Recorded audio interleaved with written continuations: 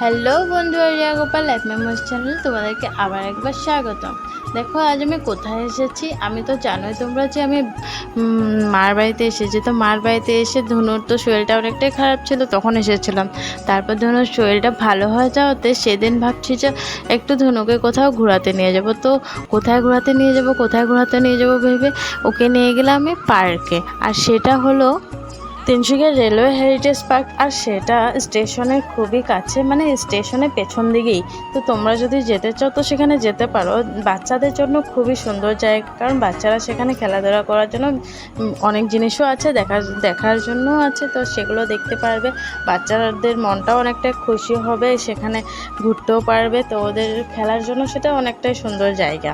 সবাই তো জানি না, কিন্তু আমার ধনু তো অনেকটাই খুশি হয়েছে এখানে এসে। এখানে আসার পর ধনু এতটা দুষ্টুমি করছে, চারদিকে শুধু হাঁটাহাঁটি করছে। ওকে কুলে নিতে চেয়েছিলাম, ও কিছুতেই কুলে উঠতে চাচ্ছে না। ওকে যখনই কুলে উঠেছি ও শুধু কুল থেকে নেমে যাচ্ছে। এদিকে দেখো আমি এসেছি আর আমার মা আর এই যে ধনু তো আছেই, ও আমার সাথে তো থাকবেই।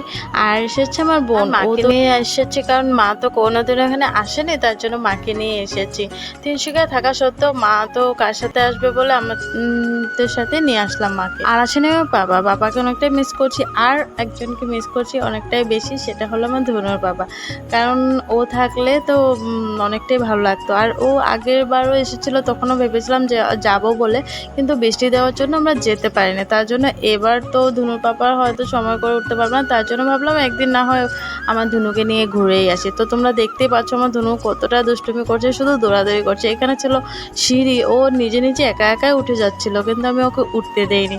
তারপর আমি আবার ওকে ডেকেছি, তো আমার পাশে এসে গেছে। আবার ওকে নিয়ে আমি রওনা দিয়েছি। এদিকে দেখো কত সুন্দর সিনারি লাগানো আছে, অনেক ছবিও লাগানো আছে। আর এখানে হলে এটা মাঝখানটার মধ্যে এখানে চেয়ারও দেওয়া আছে, এখানে সবাই বসতেও পারবে।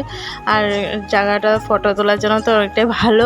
কি বলবো, ফটো তোলার কথা মনে পড়ে। দেখো আমাদের ধনু দৌড়াদৌড়ি করছে, আর এদিকে মা আর বনু মাকে ফটো তুলে দিচ্ছে। এদিকে দেখো আবার ওকে কোলে নিয়ে নিলাম, কিন্তু তুমি বেশিক্ষণের জন্য ওকে দেখবে না যে কোলে নিয়ে রেখেছি।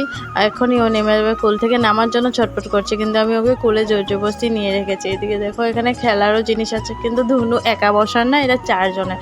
তার জন্য ধনুকে আমি বসিয়ে ঘোরাচ্ছিলাম। আর এখানে বসার সাথে সাথে না জিনিসটা না নিচে নেমে যাচ্ছিলো, তার জন্য আমি তাড়াতাড়ি ওকে কোলে উঠে নিলাম, যদি পড়ে যায় ব্যথা পেয়েছে। কারণ আমার ধনু তো অতটা বড় হয়ে ওঠেনি, তো ও এখানে বসতে ঘুরতে ফট করে পারে না। তার আগে বলছি ভিডিওটা প্লিজ শুরু থেকে শেষ অবধি দেখবে। আর যদি ভালো লেগে থাকে তাহলে প্লিজ ভিডিওটাতে লাইক কমেন্ট শেয়ার করে দেবে।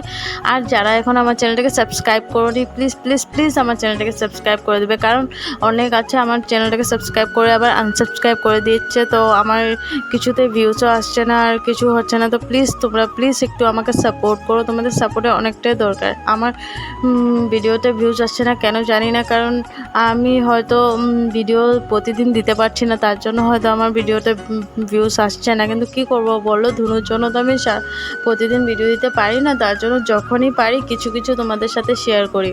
তোমরা তো জানো আমি বাড়িতে একাই থাকি, আর আমার ক্যামেরা ধরে দেওয়ার জন্য কেউ নেই, কারণ আমার বর চলে যায় স্কুলে, আর মা বাড়িতে থাকে কাজকর্মের।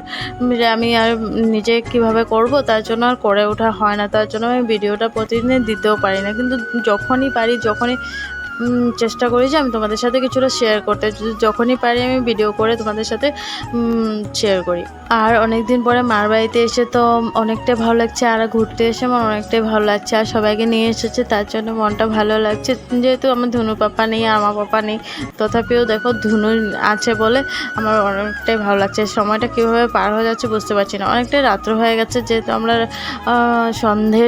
সন্ধ্যের একটু আগে বের হয়েছিলাম, কিন্তু আস্তে আস্তে এখানে রাত হয়ে গেছে। তো তার জন্য কিছুক্ষণ থেকে ধনুকে ঘুরে আবার নিয়ে যাব, কারণ আমাদের বাড়িটা তো এখান থেকে অনেকটাই দূর, তো সেখানে টুকটুক করে যেতে হবে। তো বেশি রাত হয়ে গেলে তো আবার ধনুকে নিয়ে যেতে অসুবিধা হবে, তার জন্য আমরা তাড়াতাড়ি এখান থেকে চলে যাওয়ার চেষ্টা করব।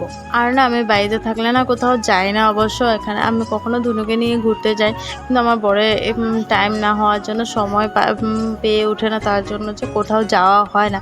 তো গেলে হয়তো তোমাদের সাথে ভিডিওতে আমি শেয়ার করতাম, আমি যখনই কোথাও যাই তোমাদের সাথে তো শেয়ার করি, কিন্তু আমার সত্যি কোনোখানে যাওয়া হয় না। আমার ধুনু অনেকটাই ছোট আছে এখনও, তার জন্য আমি কোথাও বের হতে চাই না। আর কখনো জ্বর কখনো সর্দি সেটা তো লেগে থাকে, তার জন্য একটু বড় হয়নি তারপর হয়তো ওকে নিয়েও ঘুরে আসবো কোথাও গিয়ে, বা ঘুরতে যাওয়া হবে সবাইকে নিয়ে। কিন্তু এখন আমরা ধনুকের উপরেই ধ্যানটা বেশি দিচ্ছি, কারণ ও অনেকটা ছোট না, হঠাৎ করে অসুস্থ হয়ে পড়ে, তার জন্য ওকে তো দেখে রাখতে হবে।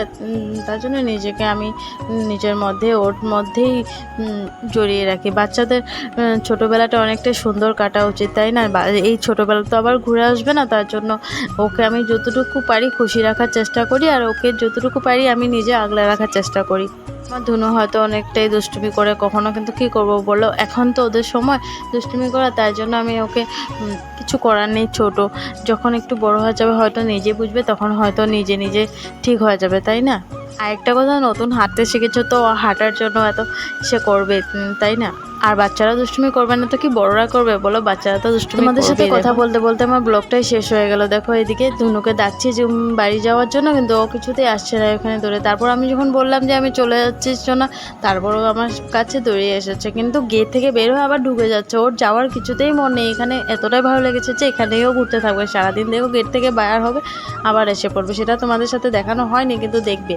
ধনুকে আমি বললাম যে আবার আসবো এখানে, আবার পাপাকে নিয়ে আসবো, তো সেটাই চেষ্টা করবো পাপাকে নিয়ে আসা। দেখো তারপরে আমরা বের হয়ে একটা হোটেলে গিয়ে আমরা কিছু খেয়ে নিলাম, তারপর চলে যাব বাড়ি, কারণ অনেকটাই রাত হয়ে গেছে, এখন 8টা বাজবে প্রায়। টুকটুকে করে আমরা এখন চলে যাচ্ছি বাড়ি। তো আজকের মতো ব্লগটা এখানেই শেষ করছি, আবার দেখাবে নতুন কোনো ব্লগ নিয়ে।